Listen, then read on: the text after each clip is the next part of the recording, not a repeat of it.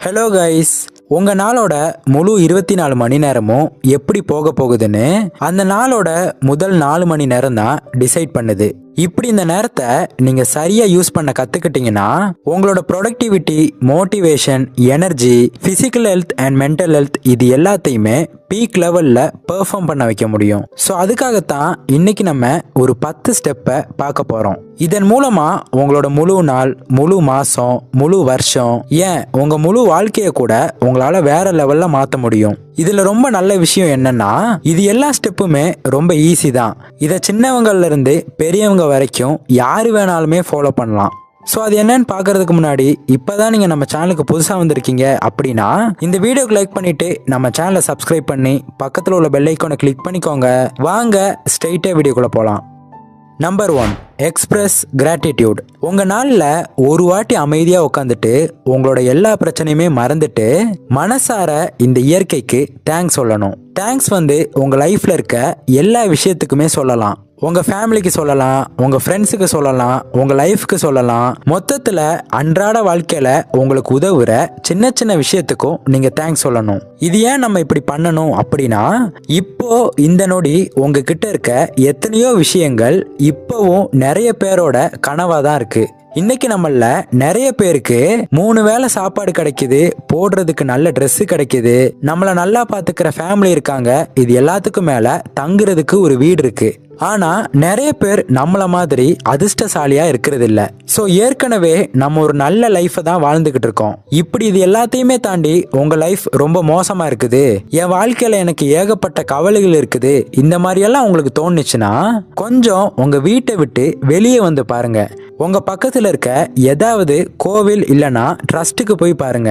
அங்க நான் சொன்ன மாதிரி ஏகப்பட்ட பேரை நீங்க பார்க்கலாம். அவங்க கூடலாம் நாம நம்மளை கம்பேர் பண்ணும்போது நம்ம பிரச்சனைன்னு நினைச்சுக்கிட்டு இருக்க விஷயம்லாம் உண்மையிலேயே ஒரு பிரச்சனையே கிடையாதுங்கிறது நமக்கு புரிய வரும். அதாவது நம்ம ஆல்ரெடி இன்னொருத்தவங்களோட கனவு வாழ்க்கையை தான் வாழ்ந்துகிட்டு இருக்கோங்கிறத நம்ம புரிஞ்சுக்குவோம். ஸோ உங்களுக்கு கிடைச்ச இந்த வேல்யூவான லைஃபை பத்தி நம்ம புரிஞ்சுக்கணும். அண்ட் அதே மாதிரி உங்ககிட்ட இப்ப என்னெல்லாம் இருக்குதோ அதுக்காக இந்த இயற்கைக்கு நன்றி சொல்லுங்க. அடுத்ததா நம்பர் 2, மெடிடேட்.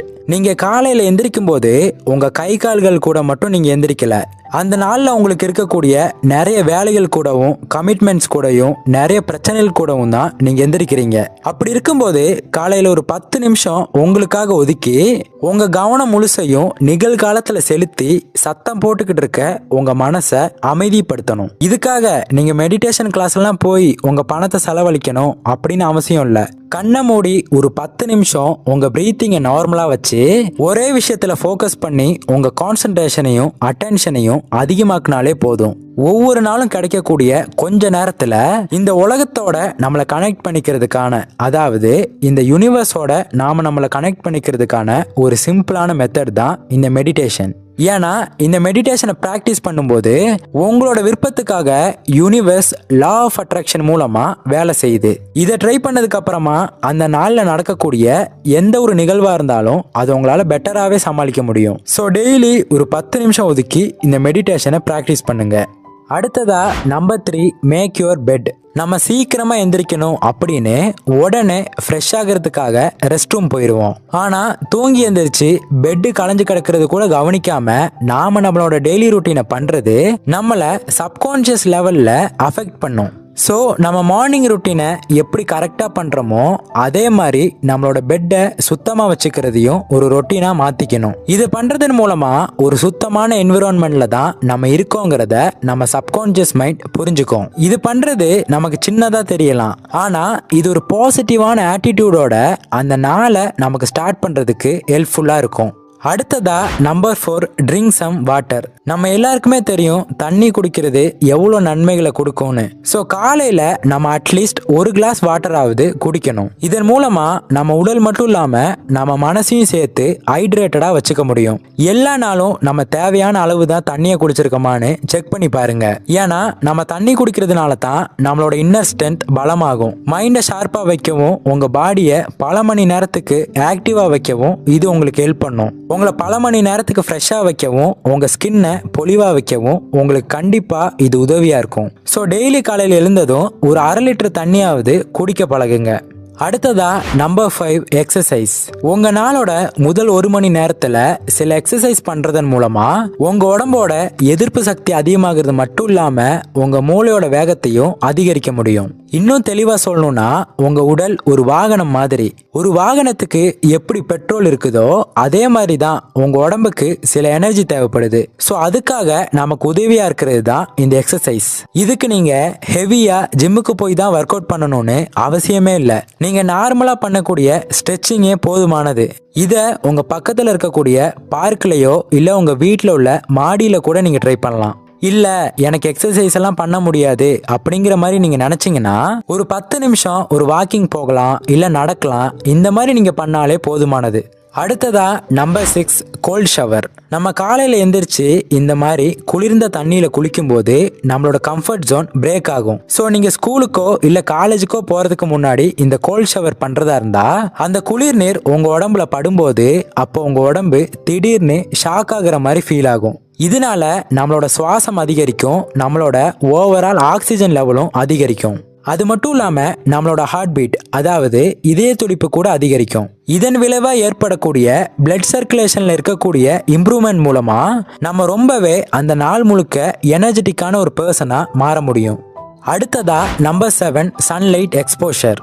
நம்ம உடம்புலயே நம்ம சுற்றுச்சூழலுக்கு ஏற்ற மாதிரி ஒரு கிளாக் இருக்கும். அதாவது ராத்திரி நேரமானா நமக்கு எப்படி கரெக்டா தூக்கம் வருது அதை டிசைட் பண்றது இந்த கிளாக் தான். ஸோ நீங்க அதிகாலையில் எந்திரிச்சு இந்த சூரிய வெளிச்சத்துல எக்ஸ்போஸ் ஆனீங்கன்னா அதன் மூலமா அந்த கிளாக் அந்த நாளோட துவக்கத்தை ஒரு பவர்ஃபுல்லான சிக்னலா உங்களுக்கு கொடுக்கும்.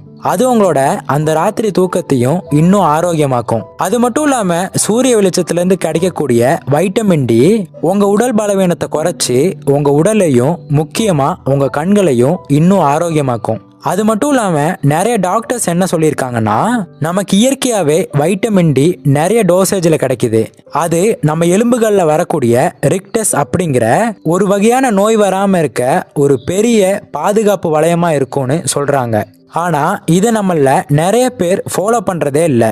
அதுலயும் முக்கியமா அமெரிக்கால இருக்க 40% மக்களுக்கு வைட்டமின் டி குறைபாடு இருக்கான். இப்படி இது எல்லாத்துக்கும் காரணம் அவங்க அந்த சூரிய வெளிச்சத்துல அதிகமா எக்ஸ்போஸ் ஆகாம இருக்கிறது தான். ஸோ இப்போ என்னதான் வீட்டில இருந்தே எல்லாத்தையும் பண்ணக்கூடிய அளவுக்கு டெக்னாலஜி வளர்ந்துருந்தாலும் நம்ம உடல் ஆதி காலத்துல இருந்த மனுஷங்களுக்கு எப்படி இருந்ததோ அதே மாதிரி தான் இருக்கு. இரும்பாவும் மெட்டலாவும் ஒன்றும் மாறிடல. ஸோ அதுக்கு தேவையான இயற்கை உபயங்களை செய்யறது தான் நம்ம உடம்புக்கு நம்ம செலுத்துற நன்றி. ஸோ டெய்லி காலையில இல்லைனா ஈவினிங் சன்லைட்ல ஒரு 10 நிமிஷம் எக்ஸ்போஸ் ஆகிறத ஒரு பழக்கமா கொண்டு வாங்க. அடுத்ததா நம்பர் 8 ஆர்கனைஸ் யுவர் டே. நம்மள நிறைய பேருக்கு ஒரு நாளோட இறுதியில என்னென்னலாம் நடந்துச்சு அப்படின்னு எழுதுற பழக்கம் இருக்கும். அதே மாதிரி அந்த நாளோட ஆரம்பத்துல செய்ய வேண்டிய விஷயங்கள் எல்லாம் என்னென்ன இருக்கு, அதுல முக்கியமானது என்னெல்லாம் இருக்கு, அதெல்லாம் என்ன தரப்போகுது, அதை முடிக்கிறதுக்கு என்னெல்லாம் பண்ணலாம், எப்படி எல்லாம் பண்ணலாம் அப்படின்னு எழுதணும். இப்படி எழுதுறதன் மூலமா அந்த நாளை நமக்கு சரியா முறைப்படுத்த முடியும்.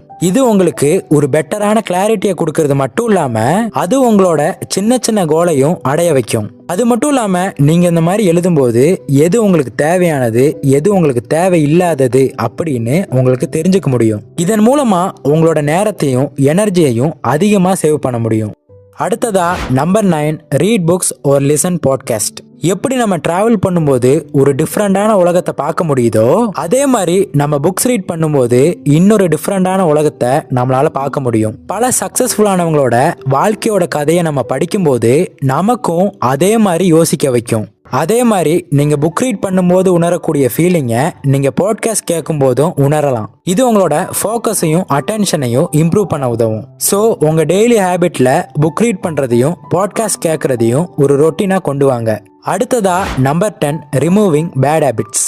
நம்ம இது வரைக்கும் ஃபாலோ பண்ண எந்த ஹேபிட்ஸை நம்ம ஃபாலோ பண்ணாலும் நம்ம கிட்ட இருக்க பேட் ஹேபிட்ஸை நம்ம ரிமூவ் பண்ணாம நம்ம வாழ்க்கையை மாற்ற முடியாது. இதை விடுறதுக்கு நமக்கு நிறைய வில் பவரும் பொறுமையும் தேவை. ஸோ இதுக்கு என்ன பண்ணலாம் அப்படின்னா உங்களை குற்ற உணர்ச்சி ஆக்கக்கூடிய சில தப்பான ஹேபிட்ஸை பற்றி உங்ககிட்ட நீங்களே பேசணும். அதே மாதிரி உங்களுக்கு பெட்டரான ஃபீலிங்கை கொடுக்கக்கூடிய என்விரான்மெண்ட்டுக்கு நீங்கள் மாறணும். அண்ட் உங்களோட நெகட்டிவான யோசனையை பாசிட்டிவான யோசனையாக மாற்றி எந்த ஹேபிட் உங்களை பேடாக ஃபீல் பண்ண வைக்குதோ அதை ஒரு நல்ல ஹேபிட்டால் ரீப்ளேஸ் பண்ணுங்க. எல்லாருமே கண்டிப்பா அவங்களோட பெஸ்ட் வெர்ஷனா மாறணும்னு நினைப்பாங்க. ஆனா அவங்களோட பேட் ஹேபிட் வந்து அவங்கள அப்படி மாற விடாது. ஸோ நம்மளோட லைஃபையும் நம்மளையும் இம்ப்ரூவ் பண்றதுக்கு இது வரைக்கும் சொன்ன இந்த 10 ஹேபிட்ஸை ரெகுலரா ப்ராக்டிஸ் பண்ணி உங்களை நீங்களே இம்ப்ரூவ் பண்ணுங்க. ஸோ அவ்வளோதான், இந்த வீடியோ உங்களுக்கு யூஸ்ஃபுல்லாக இருந்திருக்கும் நம்புகிறேன். அப்படி யூஸ்ஃபுல்லாக இருந்தால் இந்த வீடியோக்கு லைக் பண்ணுங்கள், உங்கள் ஃப்ரெண்ட்ஸ் அண்ட் ஃபேமிலி மெம்பர்ஸுக்கு ஷேர் பண்ணுங்கள். அப்புறம் மறக்காமல் நம்ம சேனலை சப்ஸ்கிரைப் பண்ணி பக்கத்தில் உள்ள பெல் ஐக்கானை கிளிக் பண்ணிக்கோங்க. இன்னொரு இதே மாதிரியான யூஸ்ஃபுல்லான இன்ஃபர்மேஷனோட உங்களை வந்து மீட் பண்ணுறேன். தேங்க்ஸ் ஃபார் வாட்சிங்.